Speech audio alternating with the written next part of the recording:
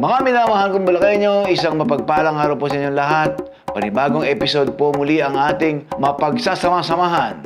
Tampok ang mga programa at aktibidad ng iba't ibang ahensya at departamento ng pamahalaan panlalawigan para sa ikaunlad ng mga Bulakenyo. Bawat segundo, bawat minuto, bawat oras ay may kaganapan sa ating lalawigan. Kaya naman po, huwag po tayong magpapahuli sa Balitang Bulakenyo. Narito na, Bulacan in a minute.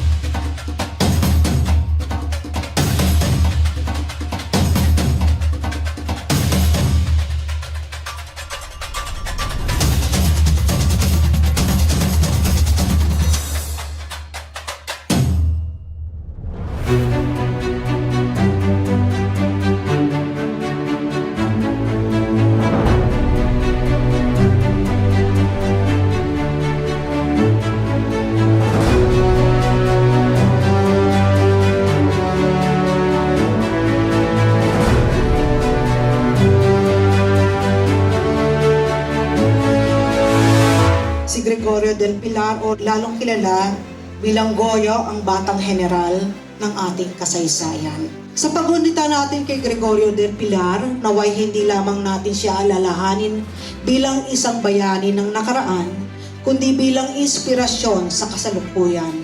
Isang paalaala na ang pag-ibig sa bayan, sakripisyo at dangal ay mga haliging kailangang isabuhay araw-araw upang mapanatili ang kalayaan at dangal ng ating bansa. Si General Goyo ay tulad ko, ikalima sa anim na magkakapatid. Ang panganay niyang kapatid, si Maria Paz, o Lelang Pasita, kung tawagin ng aking mga tiyo at tiya, ay ina ng aking lolo. Kaisa po kami, mga kaanak ng bayaning inaalaala natin ngayong araw, sa pagsulong ng katarungan sa ating lipunan na pinagbuwisan ng buhay ni General Goyo. Tulad ninyo, kami ay nagbabasa, nakikipagtalakayan, nagbibigay komento sa social media paminsan-minsan, nagrarally, dumadalo sa ganitong mga paggugunita para makiisa sa pagsulong ng pangarap ni Goyo tungo sa isang lipunang malaya, pinamumunuan ng matuwid at makatarungan. Sa araw na ito, ating binabalikan hindi lamang ang kanyang kabayanihan sa larangan ng digmaan, kundi pati sa kanyang matinding pagmamahal sa bayan. Nawa po ay magsilbing inspirasyon ito sa ating lahat. Ang batang general na sa murang edad ay buong tapang inialay ang kanyang sarili para sa kalayaan ng bayan. Sa gitna ng mga hamon ng makabagong panahon, tayo rin ay maaaring maging Goyo sa ating sariling paraan. Matatag, matalino, at may pusong handang maglingkod para sa kapwa at bayan. Mabuhay ang batang general, mabuhay ang bayan ng Bulacan. Isang buong pusong pagbubugay sa ating pangunahing panauhin ngayong umaga, ang ating masisipag at matitibay na magsasaka at mangingisda mula sa iba't ibang bayan ng lalawigan. Kayo ang tunay na haligi ng seguridad sa pagkain ng Bulacan. Ang ating gawain ngayong umagang to, sana po kalugdan niyo po ang kaloob para sa inyo ng pamahalaang panlalawigan at ng ating mga partner agencies. Congratulations po, nandito na naman po tayo ulit para sa pamimigay ng mga livelihood interventions, hindi lang po sa mga mangingisda, kundi sa mga magsasaka. Na yung mga interventions po na pinamimigay po namin ay libre. Sana po ingatan po natin, gamitin po sa tama, pagyamanin po natin.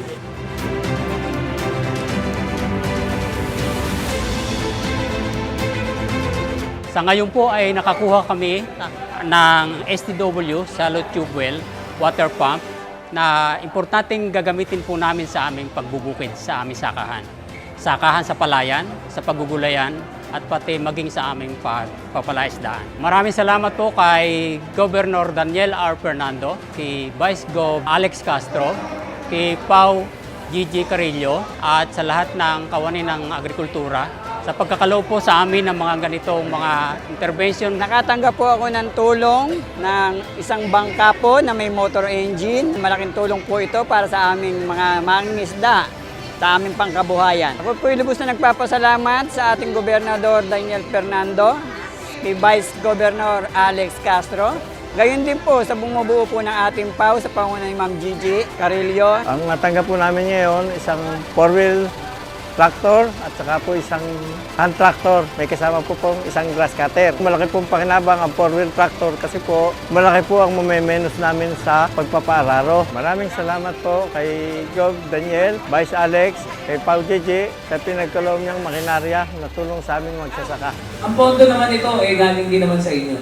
Pera naman ito ng taong bayan, kaya para sa inyo talaga ito. Sa totoo lang, ang Bulacan pa rin ang isa sa mga nagpapakain sa Metro Manila. At kayo mga magsasaka at mga mangingisda, kayo po ang yaman ng ating dalawigan. Kaya kailangan suportahan. Tuloy-tuloy lang po tayo sa ating buhay. Kailangan nating itindig ang ating pamilya. Kailangan nating bigyan ng pagkain ng mga Pilipino. Bulakenyo. Kailangan na masuporta ang Bulakenyo sa mga Pilipinong umaasa sa Bulacan. Sa inyo po lahat, maraming salamat. Pagsunodin po natin ito at alagaan po natin para lahat ay makilala. We expect na mas magkaroon ng exposure yung development namin. Sa ngayon, although hindi naman ganong katagalan sumasama ako rito, particularly yung mga event na hineld namin dito, nakikita namin yung suporta ng government ng Bulacan na talagang gusto nilang umangat ang mga negosyo sa Bulacan. With Alveoland, I think it really helps a lot of people and business owners like us. It also helps us network with other people, with other clients, and as well as investors. It helps us promote our products and services to the market. We're expecting for more person to meet, also a company. Mas mapapalawak pa po namin yung area namin sa pag-promote ng mga diverse products. Also, the mga tissues, mga cleaning supplies. Nakakatulong po siya para makilala po yung developer namin and then para mas umunlad po yung Bulacan. Sa pangunguna ng Bulacan Chamber of Commerce and Industry at sa pakikipagtulungan ng pamahalaang panlalawigan ng Bulacan, ay matagumpay na idinaos ang Invest Bulacan Summit 2025 na may temang Progress for Transparency, Accountability, and Good Governance sa The Pavilion Hiyas ng Bulacan Convention Center, lungsod ng Malolos, noong 19 ng Nobyembre. Layunin nitong ipakita ang kahalagahan ng pagiging handa ng lalawigan ng Bulacan para sa pamumuhunan. Welcome to the Invest Bulacan Summit 2025. Thank you for joining us in this important gathering. This year's theme, Progress for Transparency, Accountability, and Good Governance, highlights our shared commitment to strengthening public trust and building a more competitive, investment-ready Bulacan. As Bulacan faces challenges that require clear direction and honest governance, this summit provides a space to confront issues openly and constructively, guided by reform advocates and respected leaders who are with us today. Together, we can help shape a province that is accountable, resilient, and truly open for business. Tampok sa summit ang ilang project updates sa Bulacan tulad ng Philippine National Rail o PNR construction at New Manila International Airport. This railway project is a 37.5-kilometer railway with 10 stations. So it's between Malolos and Tutuban. This will serve up to 300,000 passengers daily and will shorten the travel time from Malolos to Tutuban. So alam naman po natin yung traffic dito sa atin. So 35 minutes na lang daw from 1.5 hours. Based on the August 2025 update, the ongoing land development progress is already at 84.64%, roughly 85%. Wherein the land platform areas for the southern runway and taxiways are partially filled up and expected to be completed by November 2027, while all our other land platform areas for the development for future runways and taxiways in the ultimate phase shall be completed by October 2028. Kapag naging operational na ang New Manila International Airport, ay kaya nitong mag-accommodate ng halos 100 million na pasahero taon-taon. At may estimated economic impact na aabot sa 1.63 trillion pesos. Kabilang sa mga tagapagsalita, sina Anti-Red Tape Authority Deputy Director General for Operations Undersecretary Lea Grace B. Salcedo, punong lungsod ng Baguio Benjamin B. Magalong, at dating Audit Commissioner Heidi Mendoza sa pamamagitan ng teleconferencing. Ekonomista, co-chair ng Open Government Partnership Steering Committee at profesor sa University of the Philippines School of Economics, Maria Cielo D. Magno, at Pangulo at CEO ng RSRH Livestock Corporation na si Raymond M. Hernandez. Sa makabuluhang pagtitipon po ito na tunay na nagbubukas ng mas marami pang pintuan ng oportunidad para sa ating minamahal na lalawigan. Ang programang ito ay hindi lamang pagtitipon ng mga negosyante, namumuhunan at mga leader sa industriya. Ito ay isang hakbang tungo sa higit na pag-unlad ng Bulacan. Hindi lamang kayo basta nag-i-invest at nagtatayo ng mga negosyo. Nagtatanim kayo ng mga binhi ng pangmatagalang progreso at kaunlaran para sa kasalukuyan at sa susunod pang henerasyon ng Liping Bulakenyo. Kaya't sa diwa pong ito, patuloy ang aking panawagan na tayo po ay magkaisa at magtulungan. Dalangin ko pong maging mabunga ang Invest Bulacan Summit 2025 at makatulong ito sa tuloy-tuloy na pagyabong ng ating dakilang lalawigan. Nagkaroon din ng open forum na pinangunahan ni Ms. Lucy Cruz Valdez, broadcast journalist and media professional, at ni Attorney Joseph M. Inocencio, past President, Integrated Board of the Philippines Bulacan Chapter, na tinalakay ang mga estratehiya para sa sustenableng pagpapalago ng ekonomiya. Sana po maibahagi niyo po ito sa inyong mga taga-subaybay, taga-pakinig, mga mambabasa po ninyo. Maraming salamat din po sa tanggapan po ng PIHACTO at sa PDRRMO na ating katuwang po ngayon. Mag-ingat po tayong lahat. Sana po ma-enjoy natin ang tour at makapag-uwi po tayo ng kwento sa ating mga kababayan. Gusto po namin na ma-enjoy niyo po yung tour at makatuwang din po namin kayo sa pagpapromote ng mga museums natin sa lalawigan ng Bulacan. Sabi nga po, tulong-tulong tayo para sa turismo. Dahil po, ang gusto po natin sa Bulacan, hindi lamang po dadaanan, kundi babalik-balikan.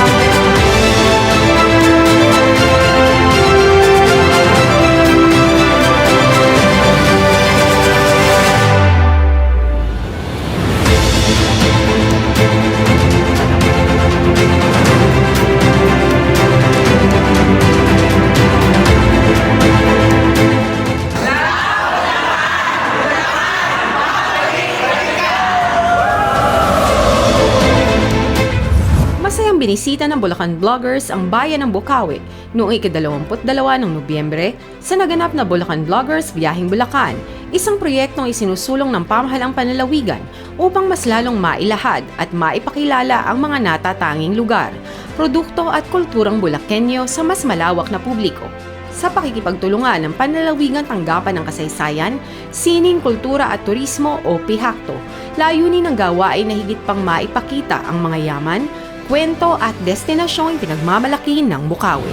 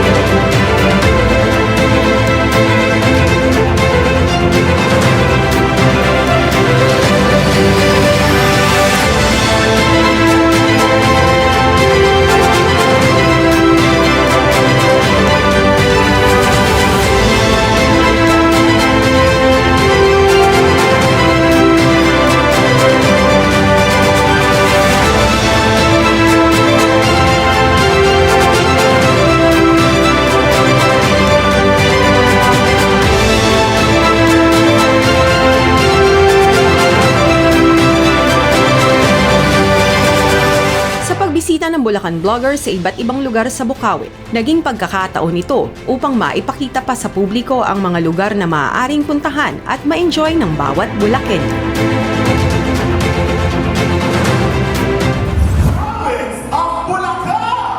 Sa kanan po ng bawat Bulacanyo, taos puso at pong kababaan pong tinatanggap ang pagkilala at pagkakalan nito mula sa Department of Health, Central Luzon Center for Health Development.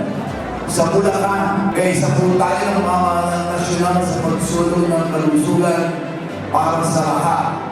Ito po ang sentro ng ating misyon, ang diwa ng ating pumulin at ang pangarap natin para sa bawat pamilyang Bulacanyo, Pilipino.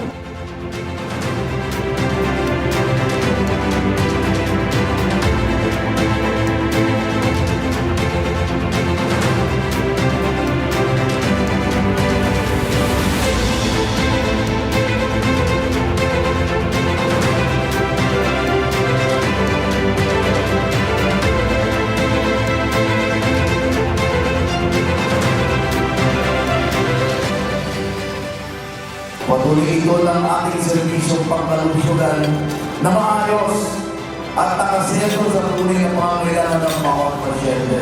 And now, just recently, we inaugurated the country's first locally funded magnetic resonance imaging, ang ating MRI, doon po sa BMC. Meron na po kami. Yan po pinagmamalaki namin. Tapos puso po maliit papasalamat sa lahat ng ating mga doctors, nurses, health workers, sa pamahalang panaligan na ating katuwang sa paglilingkod.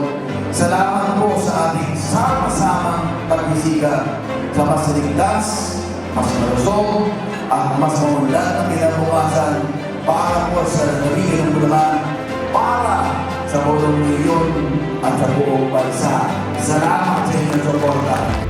On behalf of the Provincial Public Affairs Office, I warmly welcome all our fellow radio broadcasters, our resource speaker, Mr. Lester Ordan, and of course, our dear consultant, Mr. Hubert Catalan. Ngayon po, tayo po ay nagtipon para sa isang makabuluhang seminar.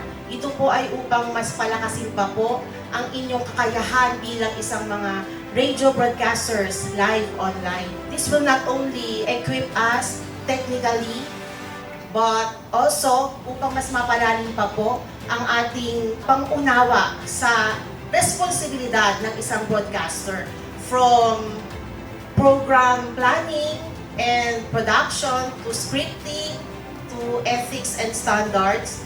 Ilan lamang po ito sa ating magiging topic o tatalakayin ngayon upang mas mapaangat pa po ang kalidad ng ating serbisyong pang-impormasyon at pang-komunikasyon. Understanding community broadcasting in the Philippines. So not just broadcasting in general. This time, I would like us to have this appreciation of what community broadcasting is. And we are not just broadcasting for the sake of telling people or telling our audience, our stakeholders of the programs of the provincial government. I believe mas may malalim pa tayong dapat rason for that. Napakaganda pong makita na napakarami po ninyo ngayon na nandito na nais pong matuto bilang tinig po ng ating lalawigan. Sa oras po ng pangangailangan, sa panahon ng kalamidad, at sa araw-araw na balitaan. Nandyan po ang ating himpilan para maghatid ng malinaw, tapat, at makabuluhang impormasyon. Sana ay gawin ninyong inspirasyon ang araw nito na sa bawat salitang inyo pong bibitawan ay may puso, may layunin at malasakit. Mabuhay po kayo at mabuhay po ang Radyo Kapitolyo. Maraming salamat po. Madalas po natin gamitin ang mga kataga na sinasabi po ng ating pong pambansang bayani na si Dr. Jose Rizal na ang kabataan daw po ang pag-asa ng bayan. Ngunit ang pag-asa na iyon ay hindi naman po basta na lamang pong ililitaw o mangyayari. Ito po ay dapat na ibigay natin sa ating mga kabataan sa pamamagitan ng pagtuturo, paglinang at pagbibigay po ng proteksyon sa kanila. Nagdiriwang natin ang buwan ng mga kabataan o buwan ng mga bata o mas kilala sa tawag na National Children Month Act. Yung gagawin po natin ngayon ay isa lang sa napakaraming activities na sinagawa ng Provincial Government of Bulacan sa pamamagitan po ng tanggapan ng Provincial Social Welfare and Development Office at ng PCPC. Pamilya ang unang nakakasalamuha ng ating mga bata. Kung kaya't mahalaga ang suporta ng pamilya sa paggabay at paghuhubog sa ating mga anak upang maiwasan ang panganib hindi lamang sa lansangan kundi sa mga online din. Kailangan natin silang laging gabayan. Punuin natin sila ng pagmamahal at pag-unawa ang ating mga anak. Bigyan ng oras at pakinggan ang kanilang mga boses. Sa inyong mga mata nakikita ko ang kinabukasan ng Bulacan. Isang kinabukasan na mas matalino, mas malikhain, mas matatag at mas makatao.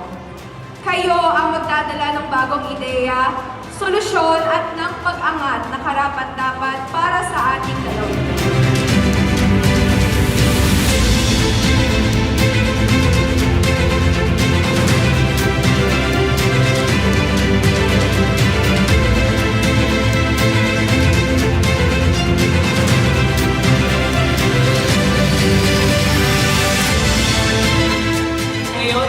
Natatapos dahil lalaban pa sila sa Pampanga sa November 25. At hangad namin na maiuwi ng mga batang ito ang karangalan ng mga batang Bulakenyo. Kaya congratulations sa inyong lahat, sa mga magulang, yung kanilang hilig, yung kanilang talent, ay suportahan natin. Hangad natin na ang bawat batang Bulakenyo ay makapag-aaral at mahasa ang talento at kakayahan. Patunay nito, number 1 pa rin ang Bulacan sa Early Childhood Care and Development External Assessment sa buong Region 3. Sa Bulacan, bawat bata ay mahalaga at dito, bawat pangarap ay may matutubuhan. Maraming salamat po. Happy National Children's Month at mabuhay ang kabataang Bulacan. It is a tradition we hold a moment to come together and celebrate the magic of Christmas. Ito ay kumakatawan sa pag-asa, kaligayahan, and the enduring spirit of the Biloqueño community that we all share. Maraming salamat po sa inyong pagdalo ngayong gabi. Merry Christmas and may you all have a wonderful holiday season filled with joy, peace, and happiness. Mabuhay ang dakilang lalawigan ng Bulacan. Sa iba't ibang larangan, nandoon ang mga Bulakenyong kumikislap at nagbibigay ng pag-asa na karapat-dapat nakatampok sa ating Christmas tree. Ang tunay na liwanag ng Pasko ay walang iba ang ating Panginoon. Sa gitna ng anumang dilim, naway siya ang magsilbing patnubay natin tungo sa pagkakaisa at patuloy na pag-unlad ng dakilang lalawigan. Mula po sa aking pamilya, isang maalab at maagang maligayang Pasko sa ating lahat. Mabuhay ang dakilang lalawigan ng Bulacan. Dahil sa Christmas lighting na po na to ay hudyat na po ng Pasko at masaganang bagong taon. Nakakatuwa dahil may ganito taong-taong pinagdiriwang ng pamahalang lalawigan ng Bulacan. Thank you sa inyong pagtiyaga kasi inaalagaan mo kaming mga nasasakupan mo. Magagawa mo lahat dahil may pagmamahal ka sa nasasakupan mo. Maraming salamat po kay Governor Daniel Fernando and Vice Governor Alex at sa bumuo po ng Christmas lighting. Maligayang Pasko 2025! Woo! Magsaya po tayo, pero isipin po natin at isa puso natin na mayroon tayong dapat tamayan. Yung mga kapwa natin Pilipino na nabiktima ng mga kalamidad. Kailangan natin i-celebrate yung Christmas ng payak. Simple, kasi ang mahalaga dito ay yung pagdarasal. Maraming salamat po as simbolo ng Christmas din ito. Dito natin makikita ang diwa ng Pasko. Dito natin makikita ang tala ng sumisimbolo ng pagsilang ng ating Panginoong Jesucristo. Again, Bulakeños, congratulations! Maraming salamat po. Inaasahan natin na kapag bukas tayo sa publiko, mas titibay ang kanilang tiwala sa gobyerno, mas lalawak pa ang kanilang pakikipagbahagi sa ating pagbabago. Continue to show that the public can trust and rely on their public servants. High quality remains our standard.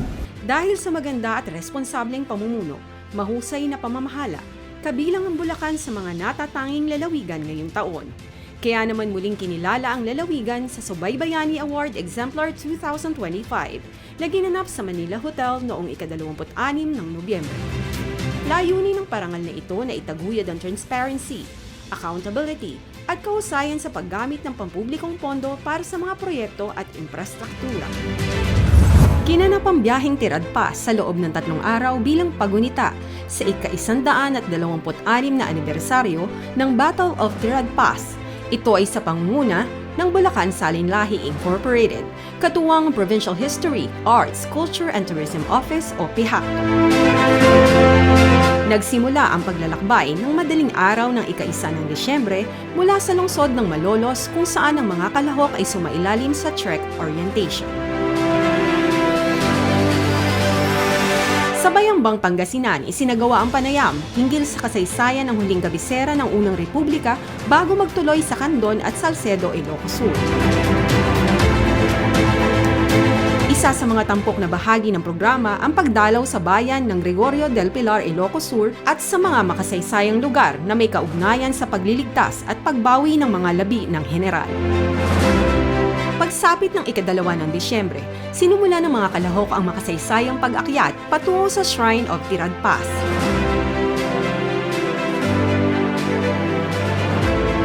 Isinagawa sa tuktok ng Tirad Pass ang 21 gun salute, panalangin at candle lighting bilang pagpupugay sa Batang Bayani. Gayon din ang pagtatanghal ng Goyo at 150 para sa bayan na dulang musikal ng Kabayanihan ng Kabisera Incorporated.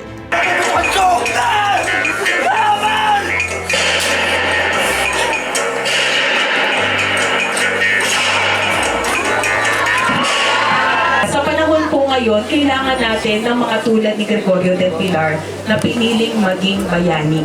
Halimbawa po, isang kabataan na nagsalba ng buhay sa Cebu ng kanyang mga kababayan na nalulunod po sa baha, isang makabagong bayan. 1999, nag-start ko itong program na to. Centennial year ng pamamatayan ni Gregorio del Pilar. Next year, yung buong kasaysayan, kasama na po ito. Isusulat ko dun sa libro. Yun po yung magiging ampang ng aming 3 grupo para dito sa biyahe. Itong year na to, 150th year, birth anniversary of Gregorio del Pilar. Siyempre, in-adjust na po namin to modern times. Kaya ginawa namin po siya musical.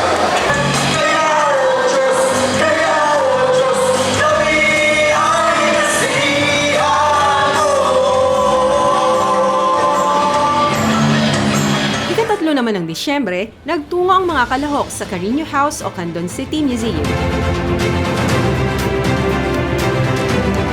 Baluarte.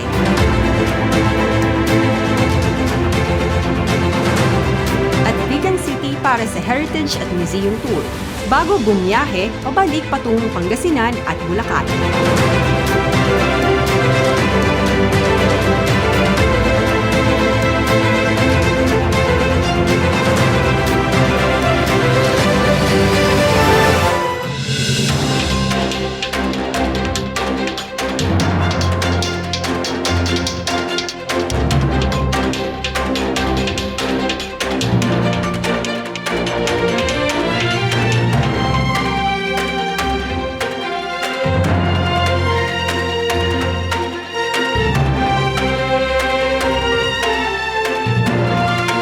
Sa Pilipinas, likas na parte ng ating buhay ang iba't ibang uri ng sakuna, mula sa bagyo at lindol hanggang pagbaha at maging pandemya, no? At dahil dito, may mga batas na nilikha upang tiyakin na ang gobyerno ay may malinaw na tungkulin sa paghahanda at pagtugon, partner. Isa na dito ang Republic Act 10121 o ang Philippine Disaster Risk Reduction and Management Act of 2010. So sa ilalim ng batas na ito, malinaw na nakasaad na tungkulin ng pamahalaan mula national hanggang lokal na antas na maglatag ng disaster preparedness plan, magbigay ng early warning system at siguraduhin na may maayos na evacuation at relief operation. So at dito nga, sa Bulacan, makikita natin ang kahalagahan ng batas na ito sa aktibong pagtugon ng ating provincial government mula sa maagang pagbibigay ng babala, di ba? At mabilis na relief operations hanggang sa pagpapatayo ng ligtas na evacuation centers.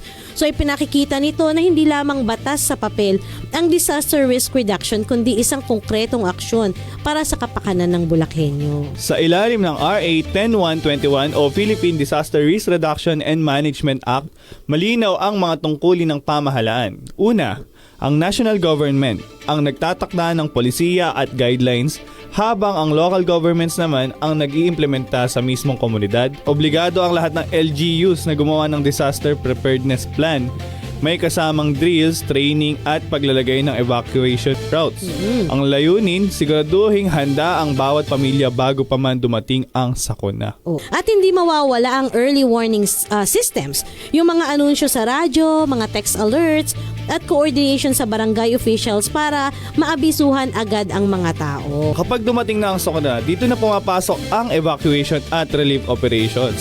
Ang mga LGU ang nangunguna rito, syempre partner. Sila ang nagbubukas ng evacuation centers at namimigay ng relief goods.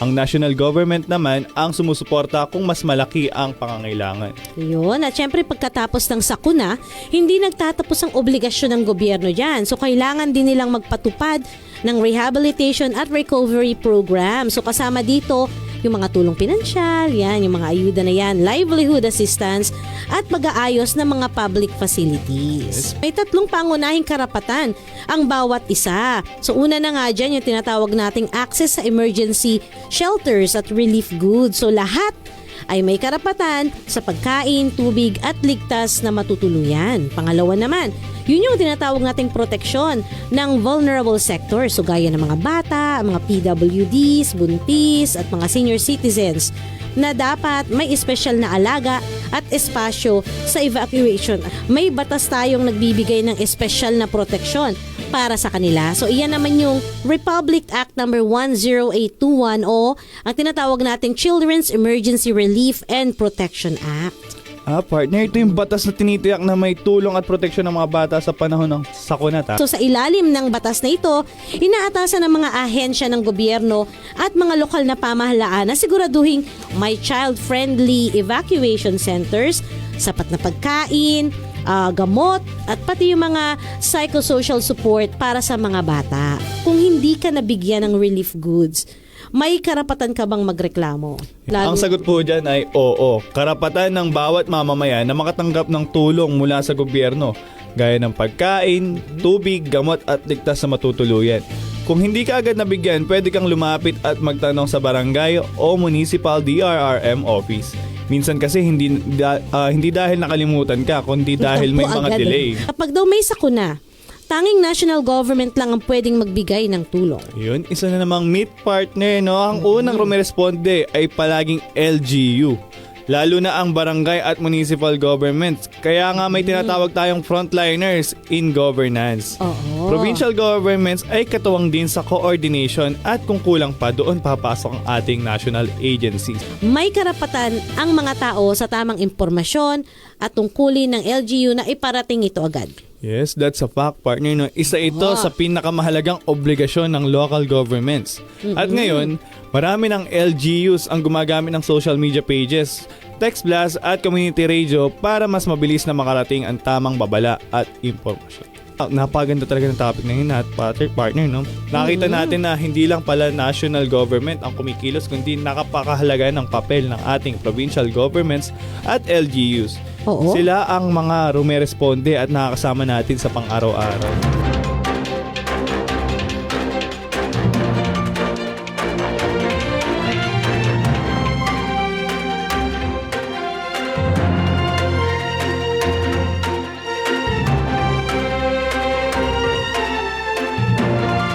So paano ba yung paraan ng paggawa nitong deboning? Halimbawa, gagamit tayo ng ng bangus.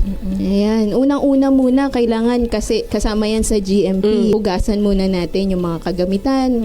At dapat malinis tayo. Ayan, kung meron ka ng isda, ayan, malinis na din yung isda mo. Pwede mo nang hiwain sa gitna. Ayan, kutsilyo, hiwain lang natin. Tapos meron pong, kung gusto nyo po talagang matuto, mas maganda po, umatin po kayo sa aming mga patrainers. Yes.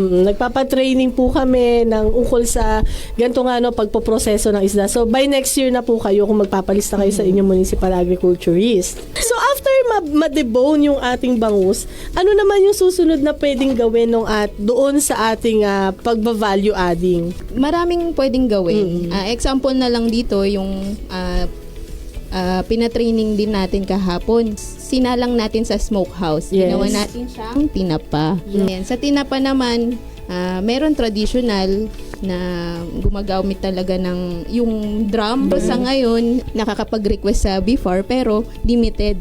Kaya mas maganda may samahan na nagproproseso talaga.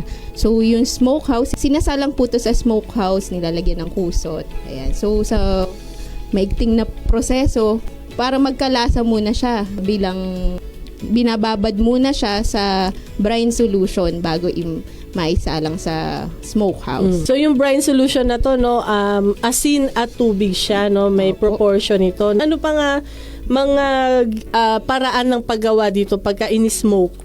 Ayan. So una muna, ayan, isa-isahin na natin. Dapat malinis muli yung yung mga gamit natin, no? Kapag malinis na, pwede na natin ibabad balikan natin yung kanina, brine solution, na merong ratio ba yung brine solution? 1:3. Isang parte ng asin at saka 3 parte ng tubig.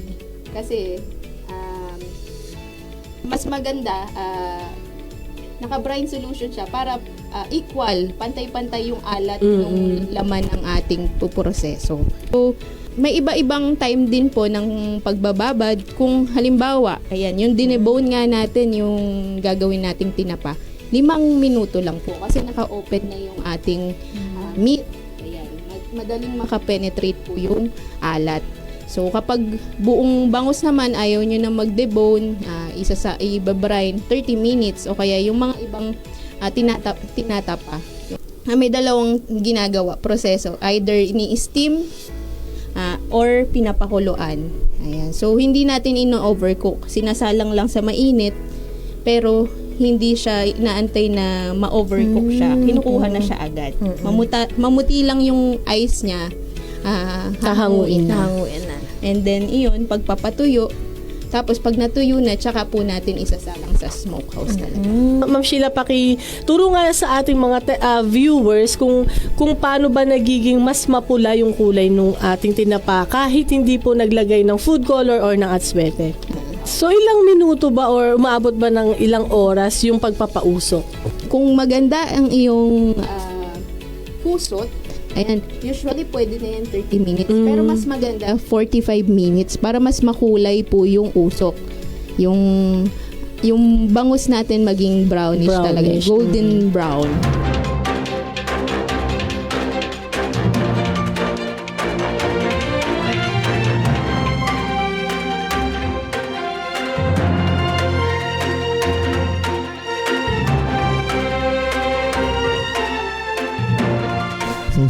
DMW po, si Department of Migrant Workers, ang ahensya po ng gobyerno ng Pilipinas na inatasang protektahan ang mga karapatan po at itaguyod ang kapakanan ng ating overseas Filipino workers o OFW. Yung mga services offered. Opo. Tayo po ay nagbibigay ng serbisyo sa atin dito sa DMW Bulacan Provincial Office.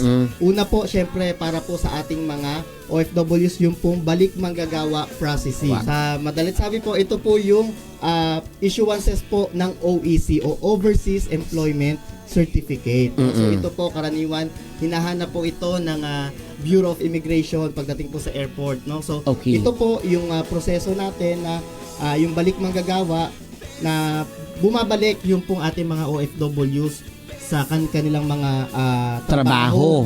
Okay. Wala pong kahit anong changes. For example, walang changes sa job site, walang changes sa employer, sa position. So, pinoproseso po natin dito sa atin sa Bulacan Provincial Office. Anong mga sign or tips na maibibigay natin sa mga viewers na nanonood ngayon na malalaman mo na illegal pala itong ahensyang ito? Pumunta lamang po tayo sa dmw.gov.ph at meron po kayo makikita doon, i-click nyo po yung License Recruitment Agency. Kada 2 oras po, ito po ay ina-update ng DMW kung sino po yung mga pasaway na ahensya, yung pong mga mababait. Nilalagyan po natin na yung iba po nawa-watchlist, no? Yes. So nagkakaroon sila ng kaso, siyempre yun pong mga ating mga aplikante.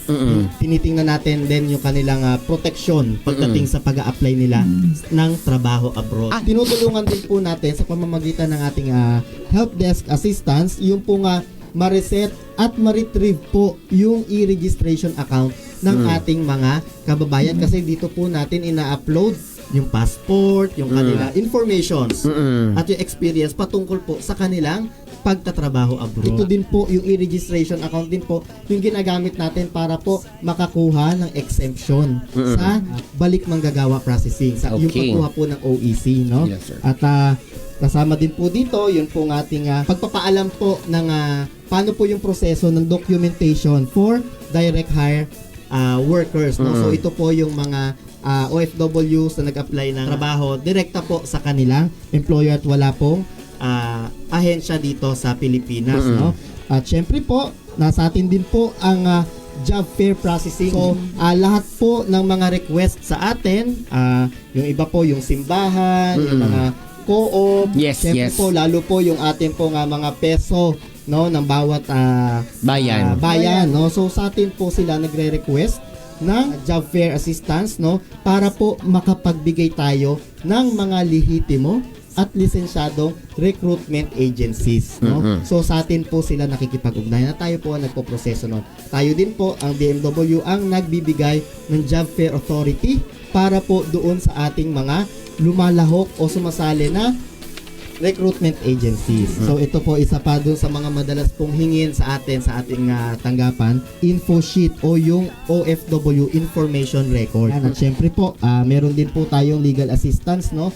Mayroon din naman po tayong abogado, no, sa ating Department of Migrant Libre yan, Sir Jong. Opo, nagbibigay po tayo ng assistance o yung mga consultation, no? Syempre tinutulungan natin yung proteksyon ng ating mga OFWs at meron din po tayo yung anti-illegal recruitment and anti-trafficking in persons campaign, no? So tayo po ay pumupunta sa mga bayan at mga paaralan, no, para po magbigay ng konting kaalaman, no, ng seminar para po sa anti-illegal recruitment. Opo, kasama din po dito syempre ang ating request for disciplinary action against the employer, no? At syempre meron din po tayo dito sa ating tanggapan na single entry approach o yung SENA na tinatawag at yung alternative dispute resolution, no? So nagme-mediate tayo doon sa mga ahensya at doon sa mga workers na hindi nagkakaroon ng pagkakaunawaan, no?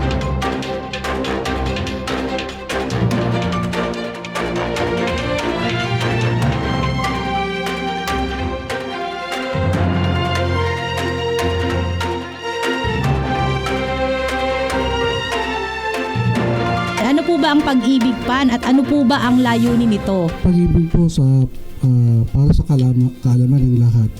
Ito po ay isa lang acronym Ang official na pangalan po talaga natin ay HDMF or Home Development Mutual Fund.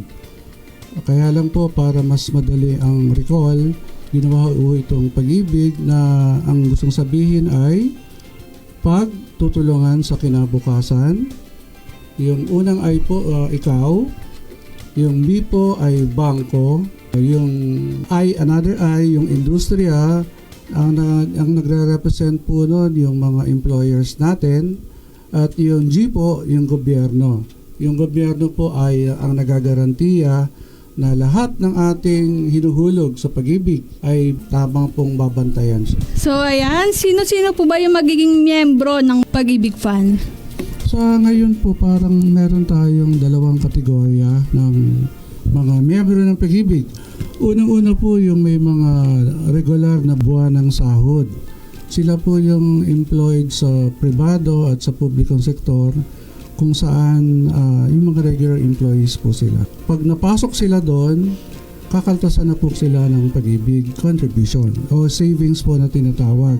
Mandatory po yan. Mandatory po siya. So, kailangan po talaga magkaroon muna sila ng yung tinatawag naming Pag-ibig Members Identification Number kasi po kailangan isubmit po yun sa HR o sa opisina para yun ang magiging basihan, yun ang official na number mo at monthly, kakaltasan ka, ihuhulog sa number na yon saka sa pangalan mo.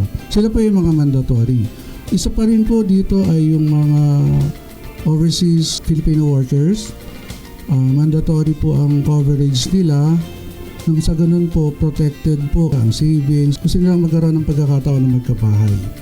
Sa kabilang banda, meron din po tayo yung mga voluntary members. Ito po ay kung gusto lang po nila.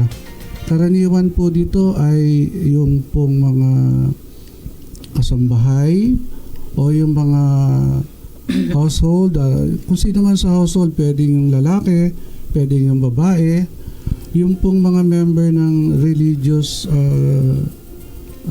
groups, yung mga pastor, yung mga tagapagtangkilik.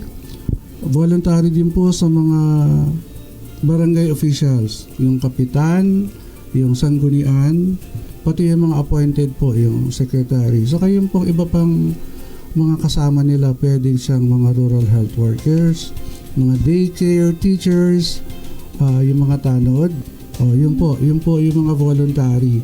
At saka rin po yung mga may tricycle, nagtitinda sa palengke, sa mga market, kahit po yung mga nag-online, voluntary po ang membership.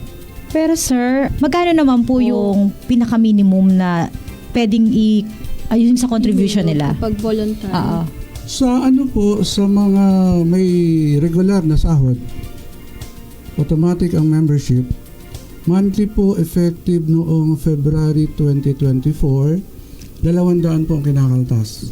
200 pesos Tapos po. po yung meron silang counterpart share binibigay ng kanilang employer plus another 200 pesos. So 400 po. So yung 400 nakakredit sa kanya lahat. Ngayon po, pag ikaw ay self-employed o katulad nung nabanggit ko kanina na overseas Filipino worker, na nasa land base ka man o nakasakay ka sa mga cruise o sa mga barko, 200 pesos. 200. OFW din po ang barko, di ba? Yes. Pero pwede nilang gawing plus 200 pesos. Magiging 400. Sila na ang may sagot nun.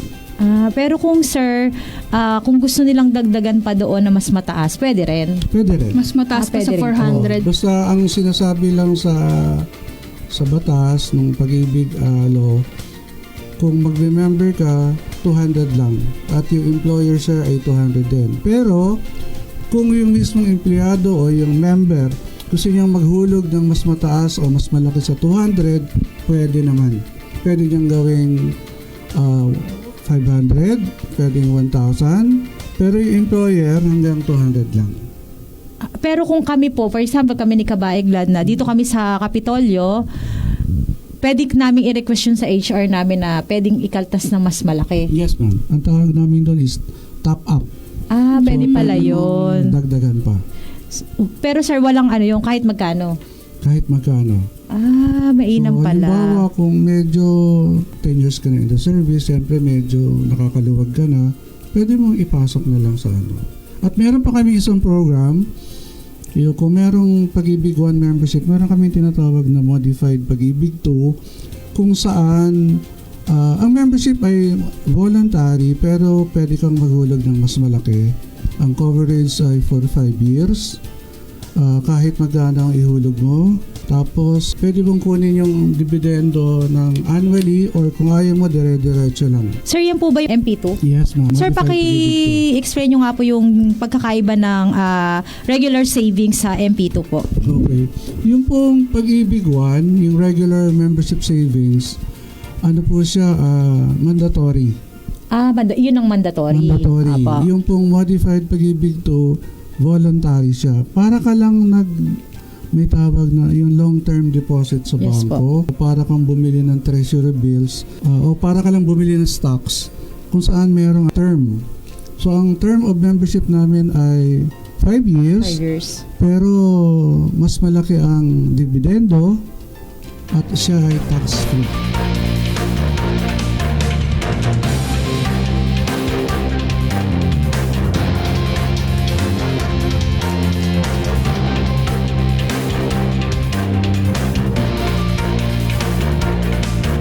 Isa na naman pong episode ng ating pinagsamahan, ang mga programang ating isinasagawa at nagsisilbing tulay upang patuloy nating maipaabot sa ating mga kababayan ang kalinga, pagmamahal ng inyong lingkod at ng pamahalaan panlalawigan ng Bulacan. Tayo po ay patuloy na magtutulungan para sa mas ikauunlad ng ating lalawigan. At dito na po magtatapos ang ating programa. Sana'y patuloy niyong suportahan at subaybayan ang Galing Bulacan. Kung may nais po kayong ibahaging feedback o kwento, i-follow lamang po kami sa aming mga social media pages. Ako po inyong lingkod, Governor Daniel Ramirez Fernando. Huwag maging dayuhan sa sariling bayan, tuklasin ang ganda at galing ng ating lalawigan.